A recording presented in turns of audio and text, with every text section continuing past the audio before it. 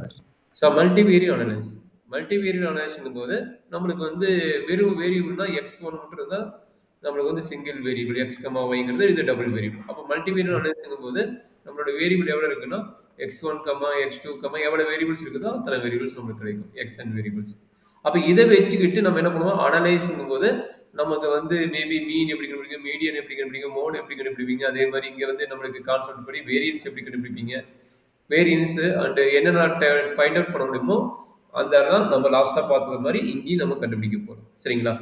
So அதுக்கு தான் first random மெட்ருங்கிற random already உங்களுக்கு தெரியும். நம்ம ஏதோ ஒன்று நம்ம ரேண்டமாக செலக்ட் பண்ணுறோம். நம்மளுக்கு தெரியாது, பட் நிறைய பொருள் இருக்கிறது வந்து நம்ம ரேண்டமாக ஏதோ ஒன்று எடுத்து செலக்ட் பண்ணி நம்ம கண்டுபிடிக்கிறது வந்து ரேண்டம். அது இவ்வளோ ரேண்டம் மெட்ருங்கிறது இதுக்கு பேர் வெக்டர். எப்பயும் வந்து சிங்கிள் வேரியபிள் வர்றது பேர் வந்து வேரியபிள். அது நிறைய மல்டிபிளாக வேரியபிள் வரும்போது ஒரு காலம் மேட்ரிக்ஸ் மாதிரியோ ஒரு ரோ மேட்ரிக்ஸ் மாதிரியோ நோட் பண்ணுவாங்க. இதுக்கு பேர் காலம் மேட்ரிக்ஸ். அப்போ இந்த மாதிரி நோட் பண்ணும்போது இதுக்கு பேர் வெக்டர். ஓகேங்களா? மேட்ரிக்ஸ் ஃபார்மே வந்து நம்மளுக்கு என்னது வெக்டர்னு பேர். சரிங்களா? இப்போ இதுக்கு பேர் ரேண்டம் வேரியபிள் வெக்டர். இந்த மாதிரி கொடுக்குறவங்க இது பேர் ரேண்டம் வேரியபிள் வெக்டர். கரெக்டுங்களா? அதில் வந்து இந்த ரேண்டம் வேரியபிள் வச்சு என்னென்ன கண்டுபிடிக்கிறாங்க நல்லா பார்த்துங்க. இது ஆல்ரெடி நீங்கள் பார்த்ததே தான் மீன். நம்ம என்ன பார்த்துக்கிறோம்? மீனுன்னு ஒன்று பார்க்குறோம். பட் இங்கே என்னாச்சு? மீன் வெக்டர்ஸ் வருது. அடுத்து என்ன பார்த்தோம்? வேரியன்ஸ் ஒன்று பார்த்தோம். இங்கே என்ன கிடைக்குது? கோவேரியன்ஸ் ஒன்று வந்துருக்குது. அடுத்து என்ன பார்த்தோம்? கார்லேஷன் வந்துருக்கு. பார்த்தோமா?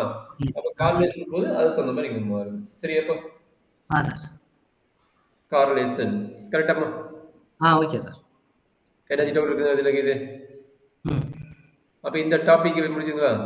அதே மாதிரி அடுத்த டாபிக் என்ன நடக்குதுன்னா நம்மளுடைய multivariance normal density and principal components.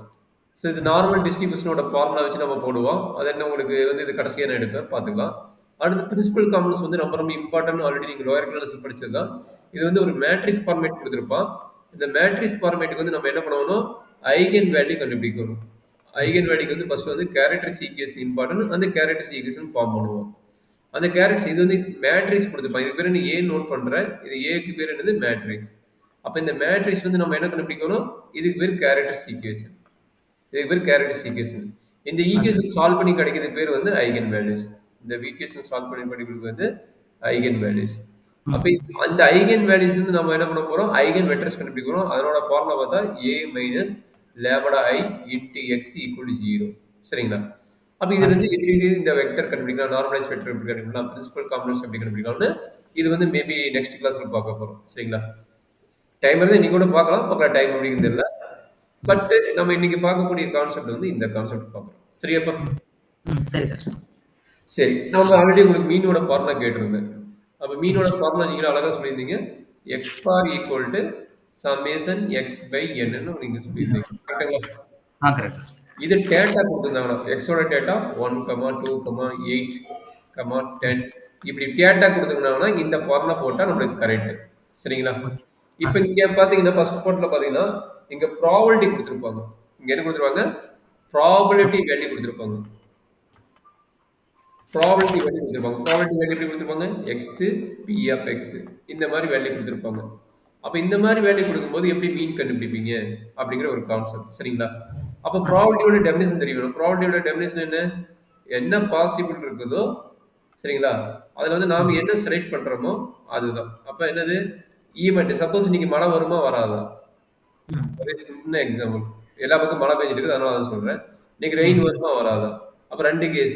Rain is there or no rain. கரெக்டுங்களா? அப்போ என்ன பிளஸ் எவ்வளவு?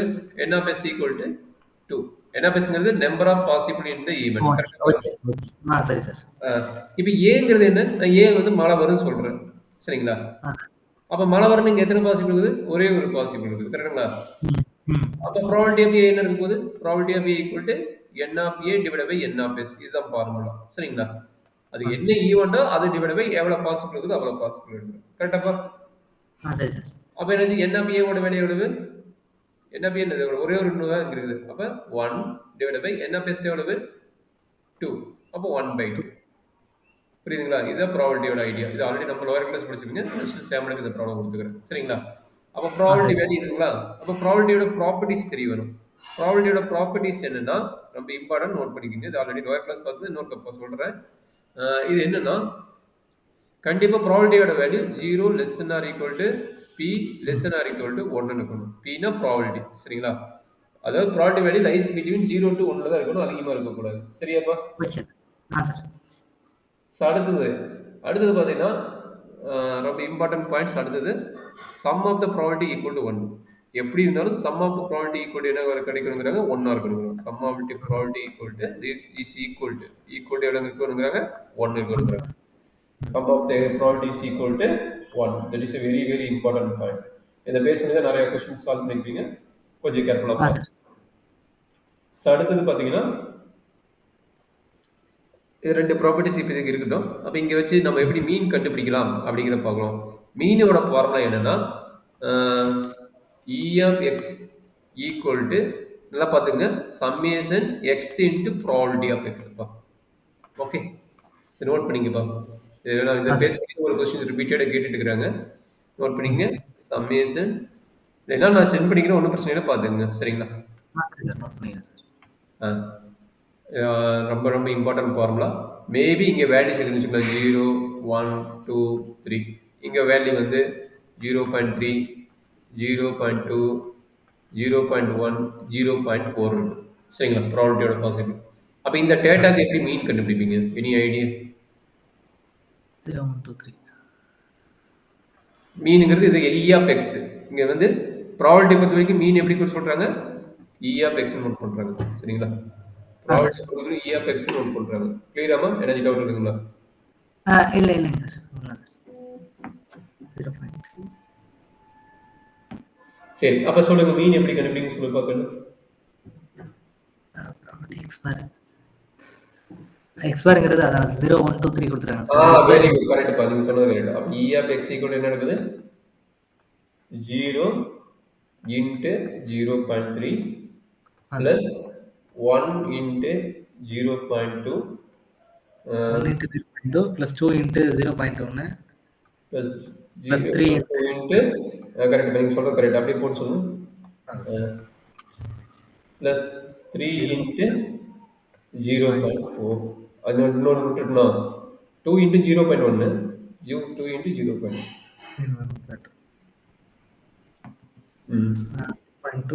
3.4 3.4 சார். இது வந்து எழுது 0.1 கரெக்ட்டுங்களா? இது 0 னு 0 ஆயிரும்.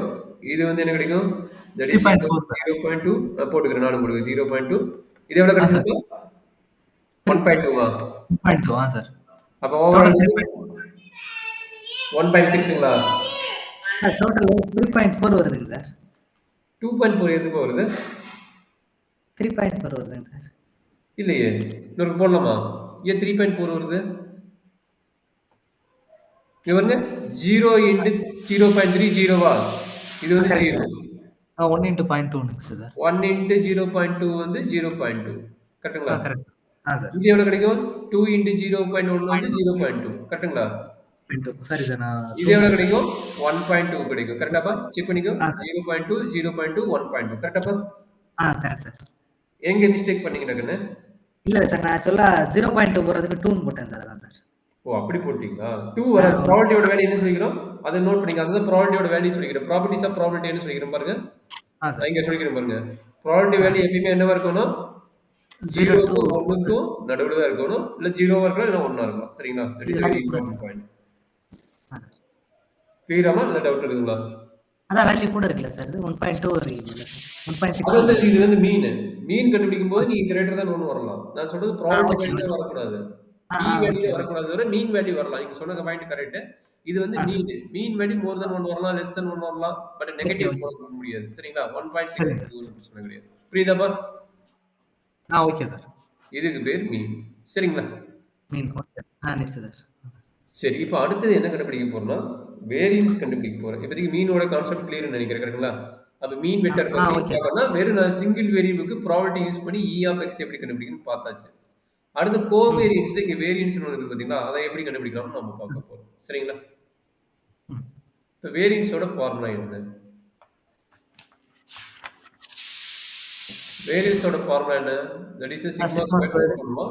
இங்க வந்து என்ன நடக்குதுன்னா e of x squared minus e of x the whole square. இதுதான் ஃபார்முலா. அப்ப e of x squared என்ன ரிசல்ட் கிடைக்கும்? e of x squared equal to summation x squared into probability of x. Understand பண்ண முடியுதா? சார். நம்ம இ of எக்ஸுக்கு என்ன ஃபார்முலா கொடுத்தோம்? Summation x into probability of x. அப்போ இங்கே எக்ஸ்ன்னு வந்தா இங்கே எக்ஸ்ன்னு வருது. நல்லா பாருங்க, இங்கே எக்ஸ் ஸ்கொயர்டு வந்தா இங்கே என்ன வருது? எக்ஸ் ஸ்கொயர்டு வருது. இதுல என்ன டவுட் இருக்குங்க? என்ன சொல்ல புரிஞ்சுதுங்களா? இங்க எக்ஸ் இங்க எக்ஸ்ன்னு வரும், இங்க எக்ஸ் ஸ்கொயர்டு வந்தா இங்க எக்ஸ் ஸ்கொயர்டு வரும். கரெக்ட்டுங்களா?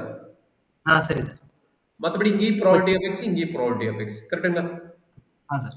இந்த இ ஆஃப் எக்ஸ்ங்கிறது என்னது? இந்த மீன். இந்த இ ஆஃப் எக்ஸ்ங்கிறது என்னது? மீன். மீனுக்கு நோட்டேஷன் நிறைய இருக்கு பாத்துங்க. எக்ஸ் பார் போட்டாலும் மீன் தான், மியூ போட்டாலும் மீன் தான், ஏஎம் நோட் பண்ணாலும் மீன் தான், and E of x note பண்ணாலும் மீன் தான். இவ்வளவு நோட்டேஷன் மீனுக்கு இருக்குது. மாத்திக்கிது நோட் பண்ணாலும் பயத்துக்காதீங்க, இது மீன் தான். சரிங்களா? Okay sir. இதெல்லாம் நோட்டேஷன் ஆஃப் மீன்.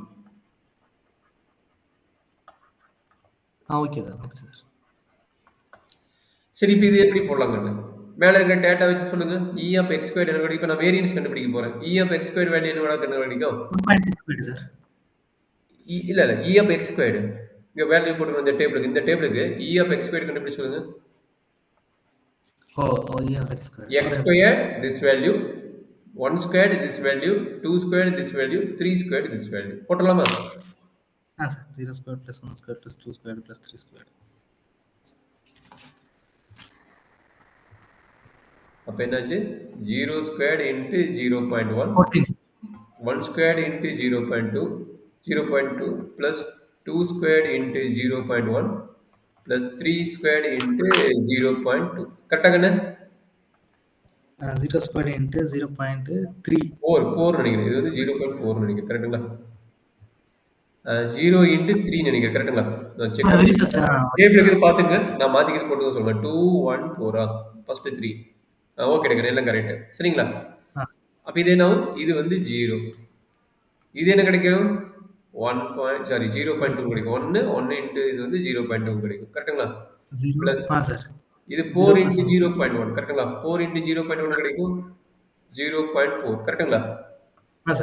ப்ளஸ் 9. எல்லாம் பாருங்க, 9 இன்ட்டு 0.4. 9 இன்ட்டு 0.4. ஓகே எடுக்கணும். ஓகே, அது எவ்வளவு வரும் கிடைக்கும்? 3.6. டோட்டல் 4.2 சார். டோட்டல் வேல்யூ பாத்துக்கலாம். வெரி குட் மா. அப்ப E of x square values என்ன வருது? 4.2. அப்ப நம்ம already E of x value 1.6. அப்ப வேரியன்ஸ் சொல்லுங்க. Sigma squared equal to E of x square 4.2 minus 1.6 whole square. கரெக்டா கண்ணு? சார். அப்ப சொல்றா கண்ணு, என்ன வேல்யூ வரும்னு சொல்றப்பா?